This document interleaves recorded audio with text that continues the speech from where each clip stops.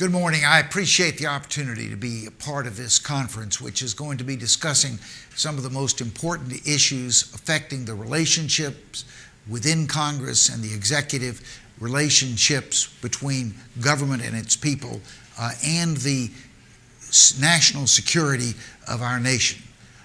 It's very significant that this conference is being held the day after Senator Feinstein made her statements relative to the relationship between the inquiry, which has been conducted by the Senate Intelligence Committee, and the CIA, because what we're going to be talking about today raises many of the same fundamental issues.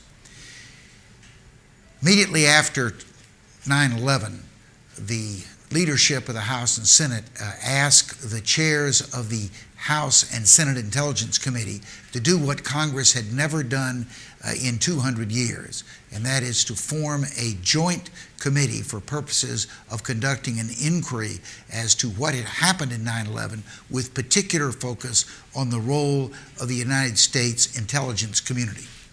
We spent the better part of 15 months working on that inquiry.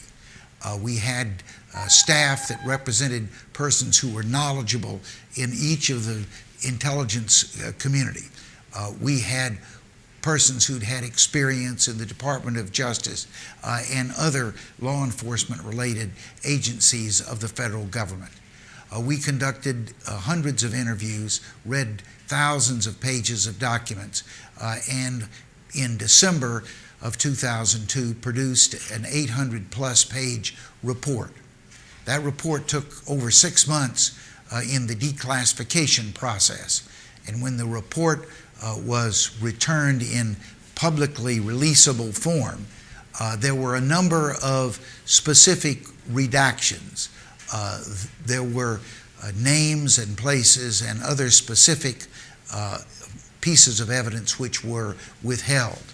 But the most stunning thing was an entire chapter, 28 pages, was censured from word 1 to the last word of the chapter. That chapter dealt primarily with who financed 9/11. That was a very fundamental question because it went to an even larger question, and that is, did those who committed that heinous attack on September the 11th, did they act alone, or were they supported by a network of individuals? All of the people who have been in leadership positions of investigations into 9/11 have come away with the feeling that it was implausible to believe that these 19 people, most of whom didn't speak English, most of whom had only been in the United States for, if any, a very brief period of time, could have carried out such a complex operation which required completion of the planning, the practicing, and then finally the execution of the plot.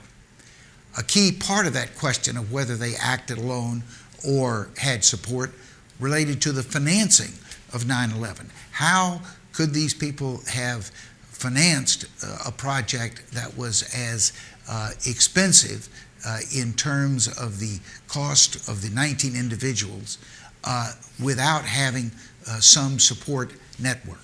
That missing chapter provides some evidence that would be important to answer the question of, did these people act alone?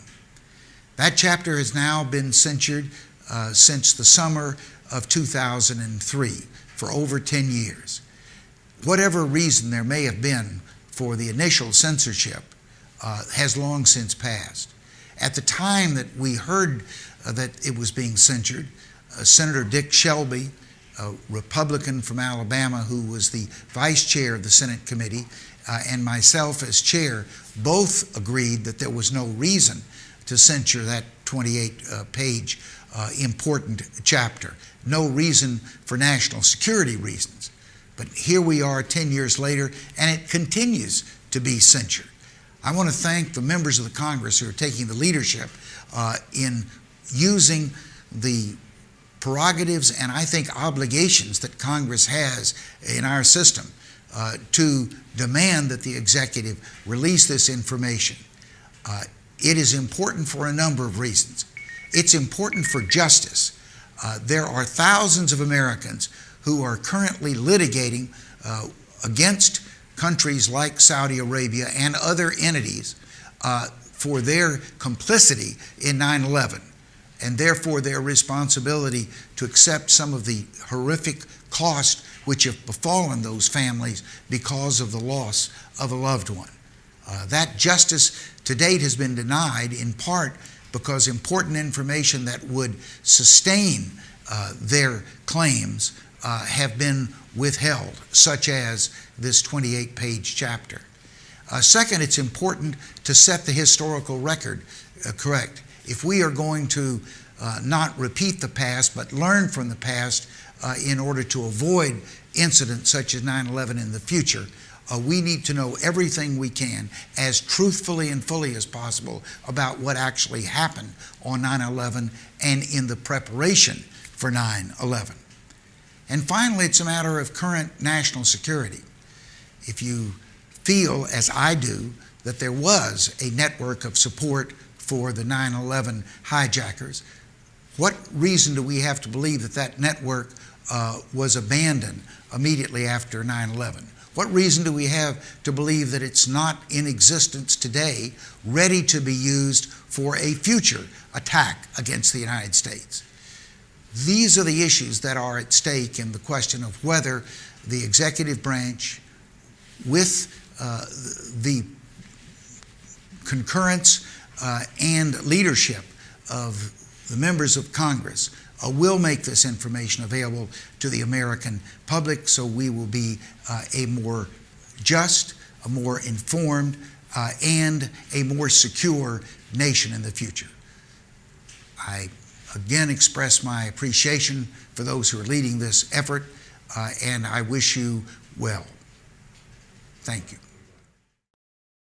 Start the press conference. I'm going to speak very briefly, then I'm going to call on Congressman Stephen Lynch, and he will reintroduce himself for the press, and then Congressman Thomas Massey, and then the families. But I'm going to read the order of the speakers and then make my brief comments and then turn it over to Stephen Lynch. Families that are here today, and they again will reintroduce themselves: Terry STRADA, Alice Hoagland, and Sylvia CARVER. These are family members who lost loved ones during 9/11, so therefore I will let them explain why they're here today and why they support H Resolution 428. Several years ago, I read this book written by Bob Graham. It's called Intelligence Matters. The subtitle tells you more than just the title of the book. And it's the CIA, the FBI, Saudi Arabia, and the failure of America's war on terror.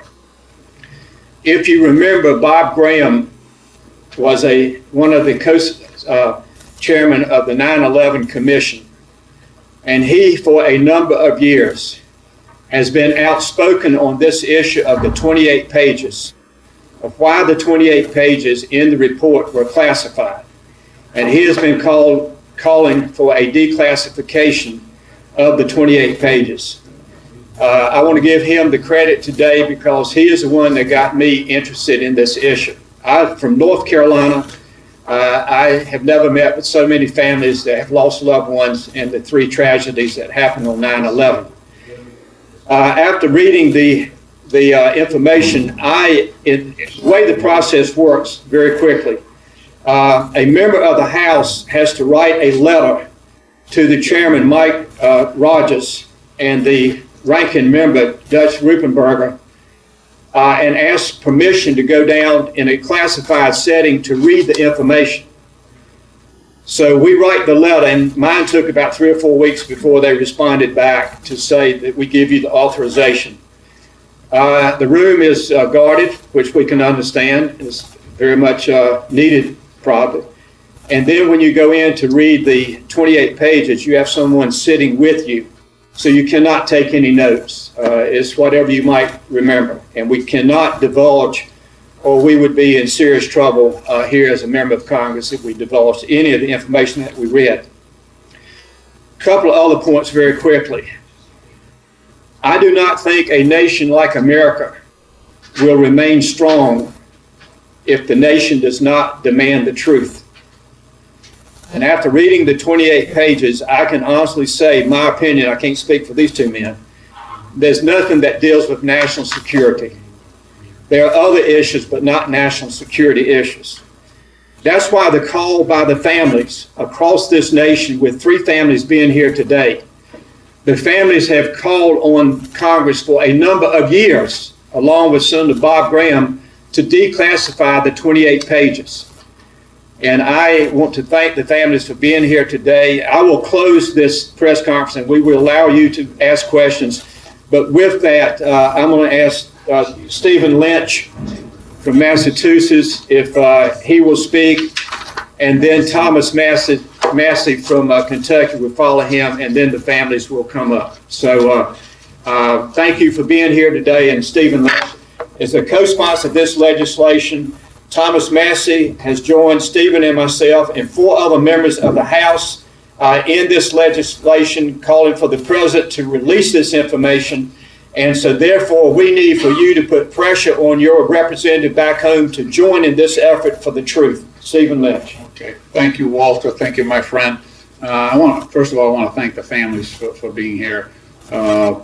As much as we might encourage members to go and read the classified information and to join us, really the power of the families, and I have a lot of families in my district and from Massachusetts that lost loved ones on those flights coming out of Boston.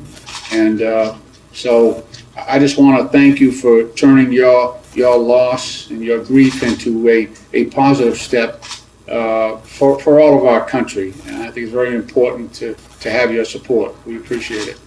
I want to thank you all for being here. Today we're here to bring attention to House Resolution 428, which Congressman Jones and I have jointly introduced, and which Congressman Massey has co-sponsored.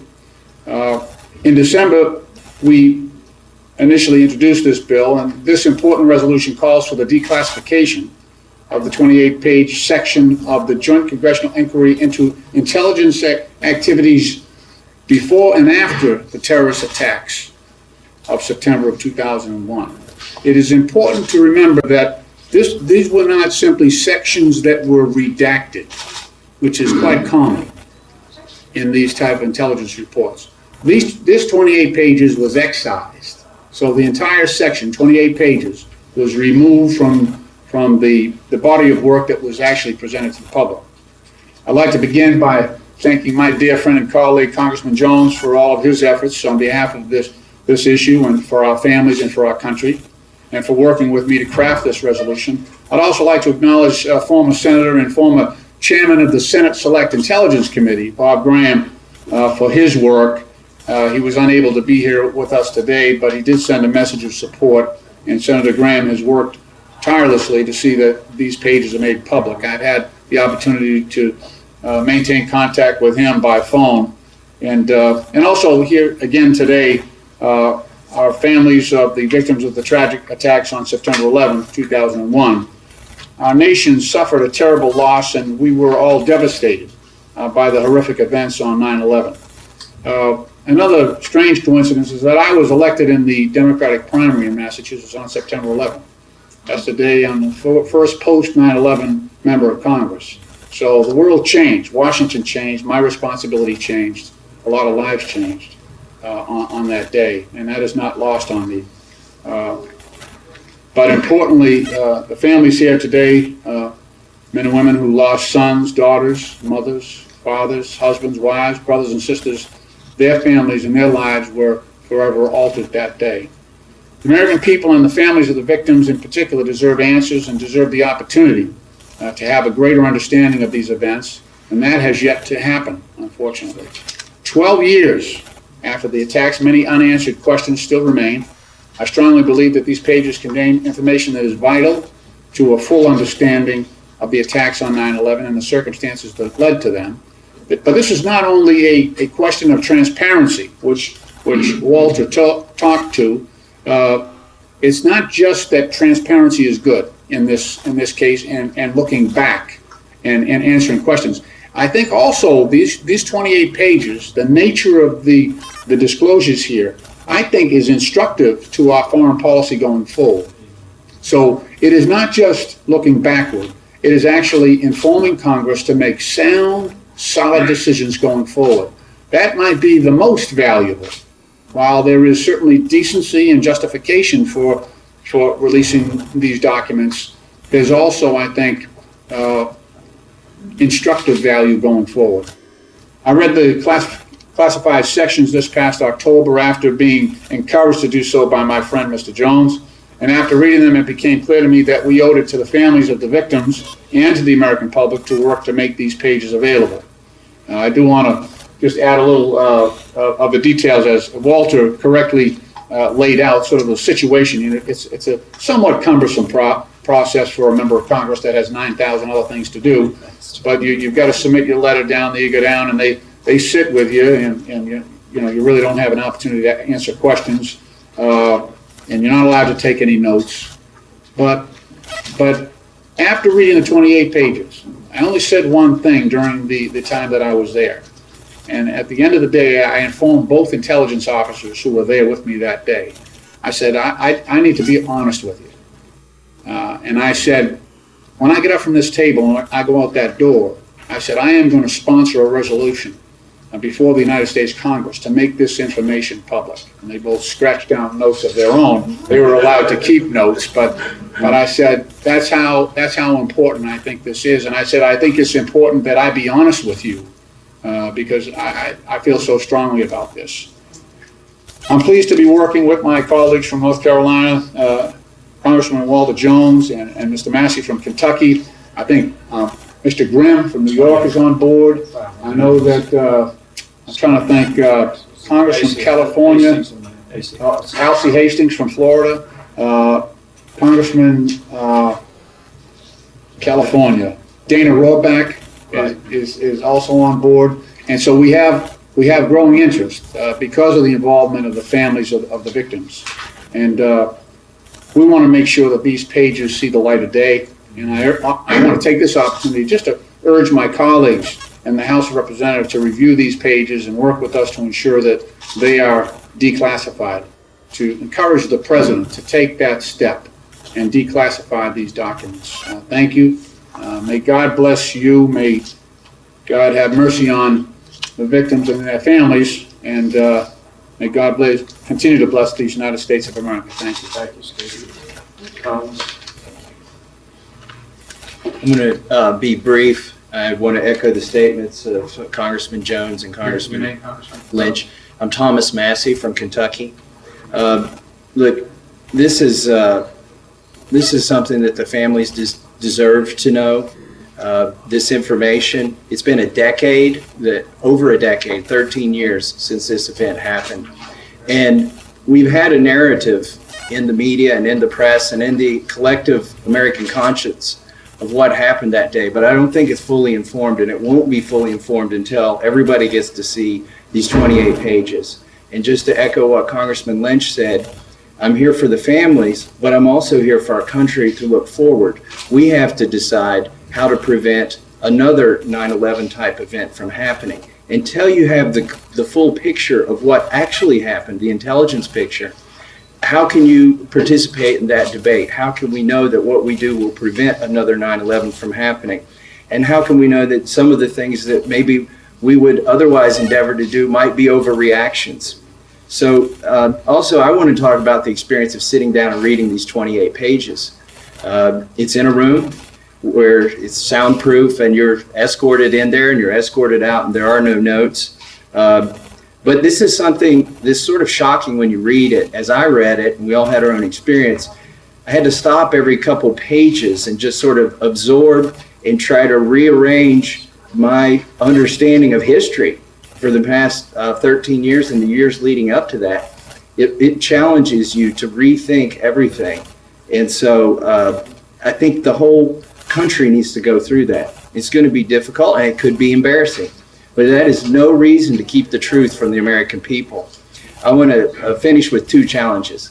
I want to challenge all the congressmen who have not read these 28 pages, who have the ability to go read these 28 pages, to do it for your constituents. There are 435 districts in this country. Every congressman needs to see these 28 pages. Then I challenge them to co-sponsor Congressman Jones and Congressman Lynch's bill like I have.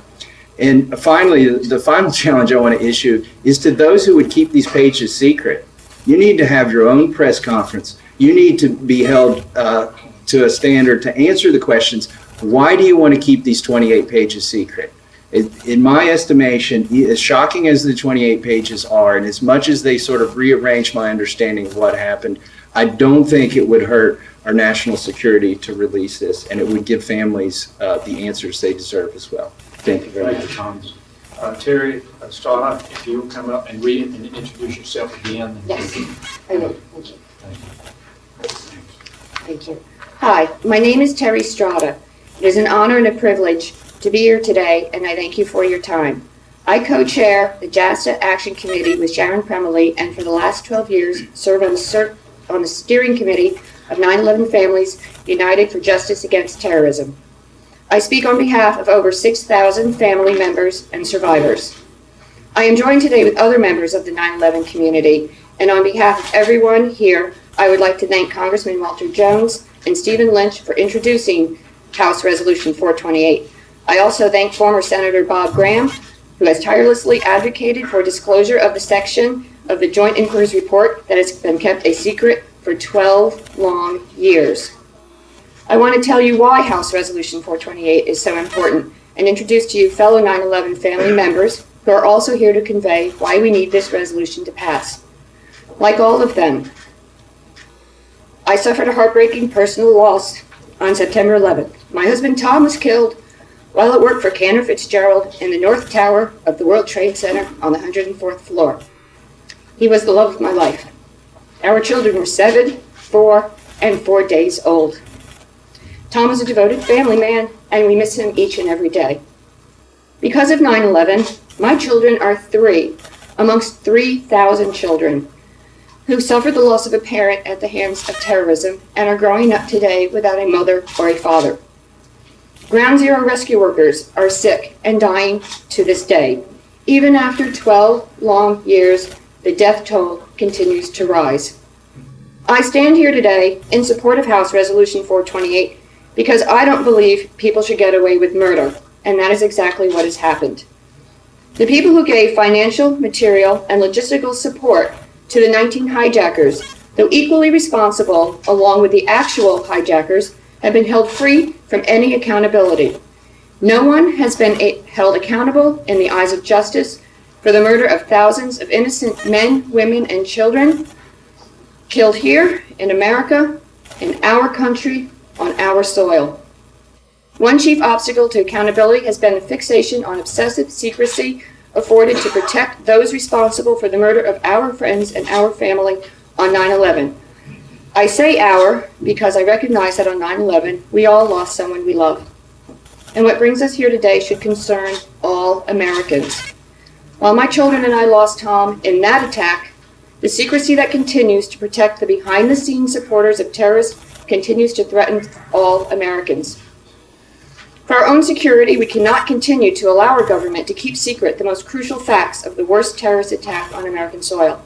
I am not speaking hypothetically. The very subject of the 28 pages torn from a congressional report investigating the 9/11 attacks is the specific sources of foreign support for the 9/11 hijackers. Incredibly, for over a decade, we have been denied the truth about who else was part of the planning and implementation of 9/11. In fact, on August 1st, 2003, Senators Chuck Schumer and Sam Brownback, joined by 44 other senators, including now former Secretary of State Hillary Clinton and current Secretary of State John Kerry, wrote a letter urging then President George W. Bush to declassify the 28 pages.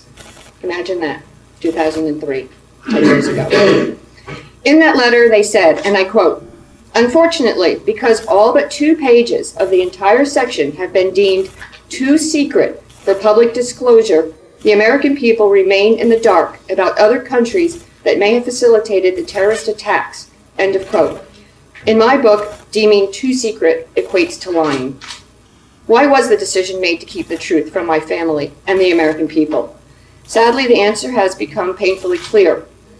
As I see it, and I hear my views echoed by the honorable men here who have read and have even been involved in writing, which is Senator Bob Graham, the real concern is not about our security or protecting the American people from terrorist complicity as much as it is about protecting the Saudi regime from embarrassment or any public penalty.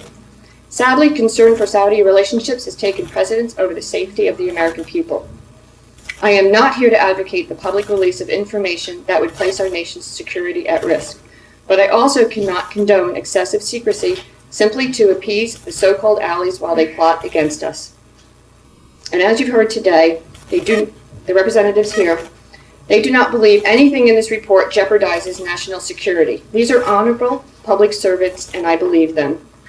In short, this is not an academic question. We don't simply want to know the truth. The truth must be exposed if our leaders are going to navigate the thorny problems of an increasingly dangerous world. Al-Qaeda is pure evil, and so are their bankrollers. And if Americans generally are to be encouraged to offer responsible guidance to their elected leadership, as we should be, we must be informed truthfully. In fact, isn't that one of the purposes for which the report of the Joint Inquiry was authored? It is our responsibility as victims, family members, and survivors of 9/11 to fight for the truth to be told.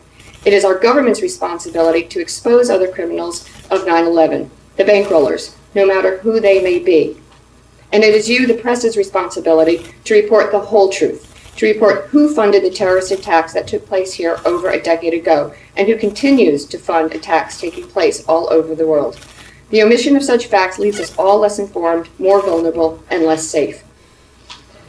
Today we have an opportunity to stop the secrets and tell the truth. I urge every member of Congress to take the time and read those 28 pages. I ask every member to join us today in our request for support of Resolution 428. I also ask the President of the United States, our President, Mr. President, please declassify these 28 pages now. Not next year, not in the future. Make good on your promise you made to 9/11 families in 2009 and allow the truth to be told. I will leave you with one final thought. On 9/11, thankfully, you were very lucky. Only by the courageous actions of a few passengers on the doomed airline Flight 93 were your lives spared. You were the targets intended to be killed next, and if that occurred, it would be your family member here today, insisting that the truth be told. Thank you. Thank you. As she says now. Thank you.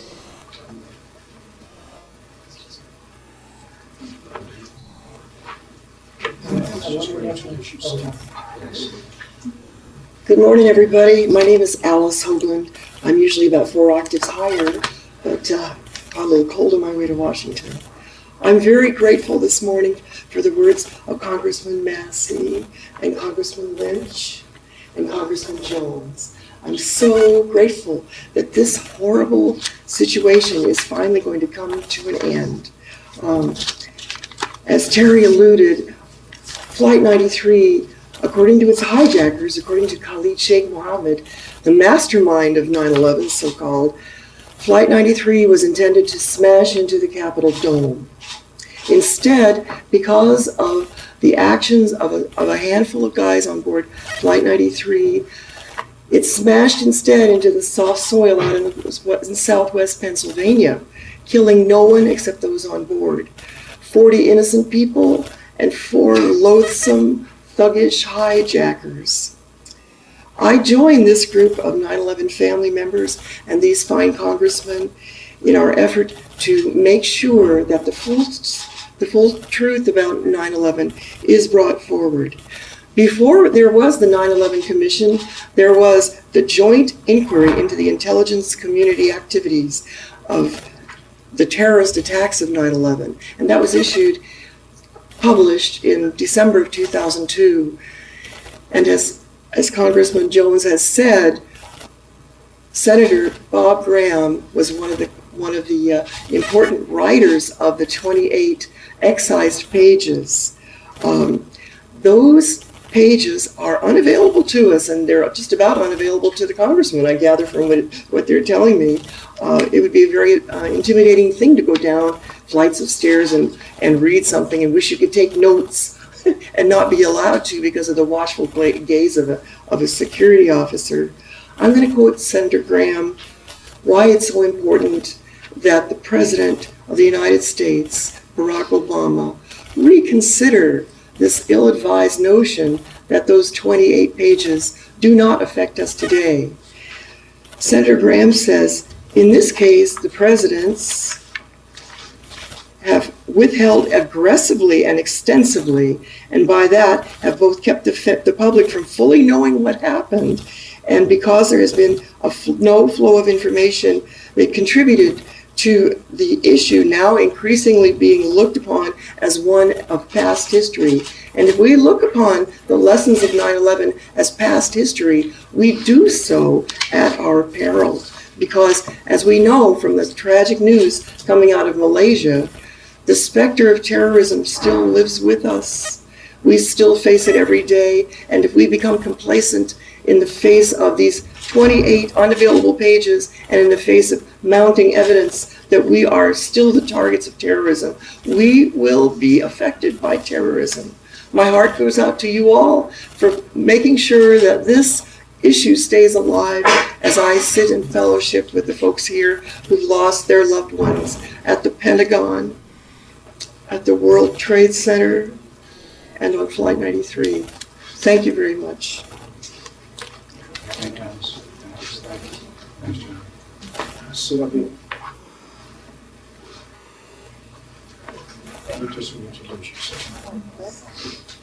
Hello, my name is Sylvia Carver. I am one of the 9/11 family. My sister, our sister, Sharon Ann Carver, was murdered at the Pentagon on 9/11 along with 183 other loyal Americans. Today I would like to thank the Congressmen for making it possible for us to speak today here. And I would like to also thank the press for being here. One of our purposes for being here is because we would like the 28 pages released, and we would like the support of all Congress members in supporting this, as well as the President of the United States to release the 28 pages. On 9/11, we lost our sister, Sharon. She was 38 years old. She didn't have a chance to fall in love, get married, and have children. So we have nothing left of Sharon except our memory. All that we ask is that we be given a chance to seek justice and to hold the murderers of 9/11 accountable for what they've done. As any family members who have lost someone to a crime, we deserve closure. We deserve the right to face these cowards in a court of law, and we deserve answers. And that's all that we are seeking here today. We deserve answers. We have a right to know. And if Congress will support this declassification of the 28 pages, and if the President of the United States would just declassify these pages, we will have the answers that we have been seeking for more than 12 years now. We have the right to know the full story behind 9/11. We have the right to know what's in the 28 pages. So please declassify these pages so our families and all the families of 9/11, as well as the American people, can have the full truth. We deserve this, so we can move on with our life and have closure. Thank you. Ms. Carver, thank you. Let me ask the families, are you willing to take a few questions? And we're going to limit the questions to about 5, 6, or 7. And then if you want to see a family member outside, certainly if they would be glad to meet with you. Would y'all come up? Is that okay? We'll take about 6 or 7 questions. Congressman, what does this missing section tell us? Why do we need to know about it? Well, actually, Please go nearer to the microphone. Oh, excuse me. What is in it that we need to know? the families have stated much better than I didn't hear that. Well, but the families have said that this information that has not been declassified, which President Obama said in 2009, meeting with the families, one of them just stated this, that he would declassify this information. It is information that will help to bring closure, not totally, but closure to the tragedy of 9/11. What, did President Bush wouldn't? We cannot, we have read it, we cannot answer any more questions because I am not, nor are these two members of Congress do anything that say we violated the oath that we've taken.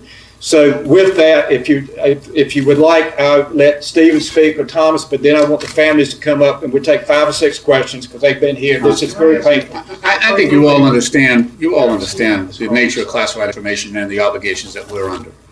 You're free to ask questions, but please don't ask myself or the other congressmen that have read the information to disclose classified information. That would not serve us or serve the country well. There's a way to get this in the public. We're taking those steps. This is the proper way to do it. We do believe it should be made public, and that's what this resolution would do. It would call upon members of Congress to ask the president to declassify. The president, it's his order that keeps these pages hidden. So that's the way it was classified, and we can undo that through a democratic process, and that's what we're encouraging.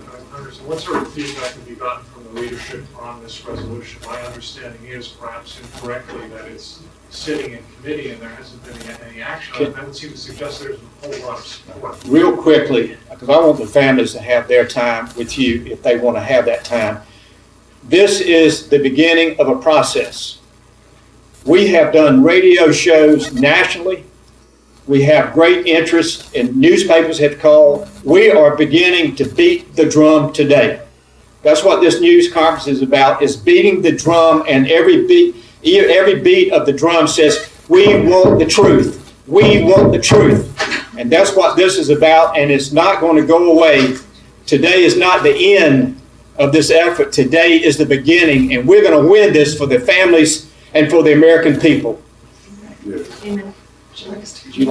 I'm going to let the ladies come up. If you got 5 or 6 questions, and then we members of Congress can talk to you afterwards. But this is stressful for them, I know. What's in the report that'll help you? Well, What do you need help on? there are 2 books I'd recommend to you, written by Senator Bob Graham. One of them is called Intelligence Matters. It's a work of nonfiction, and he has gone into fiction by writing The Keys to the Kingdom, which is a suspense thriller, a fiction novel by Senator Bob Graham. This is What did he say? well, I'm in the middle of reading Keys to the Kingdom. What you read, what did he say? Senator Graham has expressed that we need to more thoroughly look at the actions of Saudi Arabia in the events of 9/11. He has said this freely, as we have, I've listened to his interviews, and I've tried to educate myself a little bit about what Senator Graham has, what has triggered his extreme concern about this. That extreme concern which has brought the support of the other congressmen. He helped write those 28 pages, and he is convinced that they need to be brought into the public eye in spite of the excision by President Bush and the continuation, the sustenance of that excision by President Obama in violation of his promise to the 9/11 families that he would work to get those 28 pages. Yeah, and just, can we do that in just a minute? Sure, if you want. Yeah, in just a second. I'd like to, Could you do it? Could you spell it now? Sure. STRADA, STRADA, First name? Terry, TERRY, Alice Hoagland, it's HOAGLAND, and Sylvia Carver, CARVER. Sylvia first. Thank you. I think maybe if I can explain to you for a moment, there is this other layer to 9/11 that really hasn't been exposed. We know about the hijackers and we know what happened, but we don't know about, or what is now coming to light, are these cells that were out in California, Sarasota and Los Angeles, all the way down to Sarasota, Florida, Little Falls, Virginia. There were groups of Saudi Arabian nationals that were here for years before and during the 9/11 hijackers' time in this country, giving them the financial support that they needed to carry out their crimes against us. It's not cheap to live here, so if you're here for 2 years and you have apartments and you're renting cars and you are buying first-class airline tickets to practice your acts, where was that money coming from? What we are being led to believe, most of it was coming from Saudi Arabia. And that needs to come out. That truth needs to be told. It should scare the hell out of all Americans that they were living here amongst us for 2 years doing this before they actually carried out 9/11.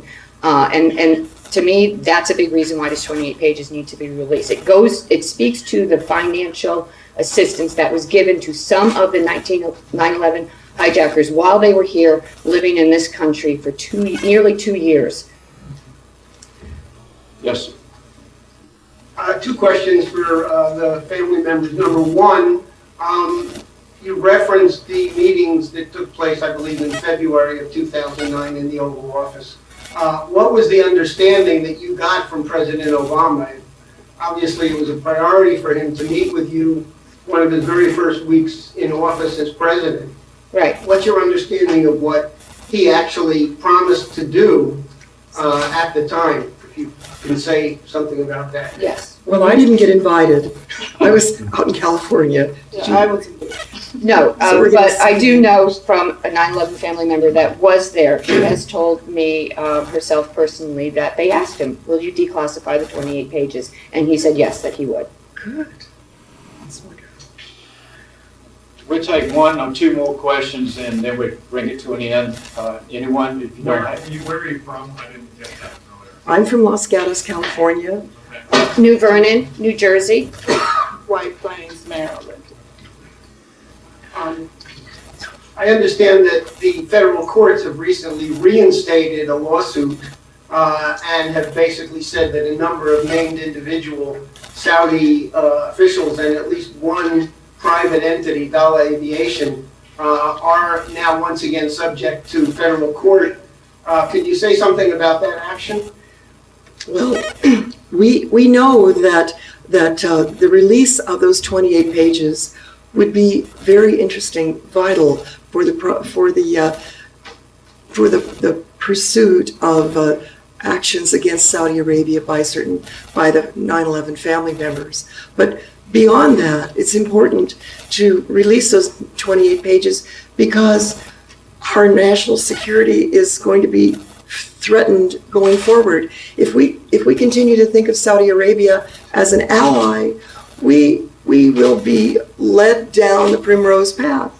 There are things that Saudi Arabia has done to help us, but it's remarkable what I learned in this work of fiction by Senator Bob Graham, the Keys to the Kingdom. It's remarkable the role of Saudi Arabian important prominent families called the Golden Chain and how very much they helped to ensconce people, Saudi Arabian nationals, into San Diego and into a town in New Jersey and down in Sarasota, Florida, which especially rankles the senator because that's his hometown, his home state.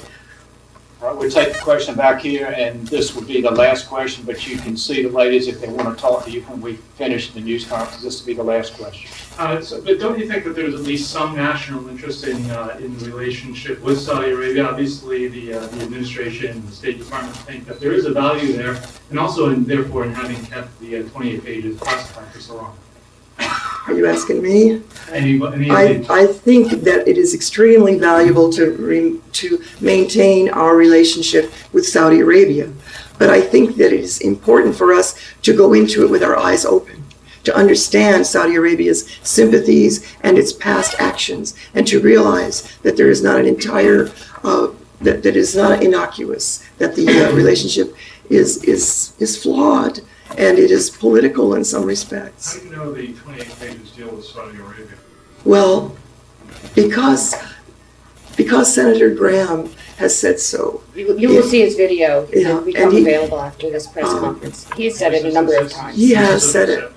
He has said it a number Well, of if times. you accept the word of Senator Bob Graham, you'll realize that Saudi Arabia plays a key role in 9/11 and is thought mentioned Senator Graham frequently was in going this to be 28 pages. Sorry. I thought Senator Graham was going to be here. Alice, let me No. speak on that. Just, you stay where you are. Senator Graham was going to give us a video that he would be making a statement in support of this effort and in support of the families. There was a glitch in putting the technology together. They have told us and announced before we got here that they will get this comment and video statement by Bob Graham to our office, and we will disperse it to anyone in the press that would like to have it emailed to you. You will have it if you'd like to have it. Can I pose one last question, members of Congress? And I understand this is classified and you get trouble if you reveal names and specifics. But is it fair to infer from what you've said that what is contained in the 28 pages deals with the activities of a foreign government that worked against the United States? As Stephen Lynch just whispered to me, that the pages speak for themselves. And if these pages are made public, then you will have the answer you're looking for. Thank each and every one. The families get the biggest thank. This pain has been with them for over 12 years, and we thank you. You are important to whether we get this declassified or not. So thank you for being here, and my colleagues in Congress, thank you so much. Yeah, thank you. We're so glad you're here. Thank you.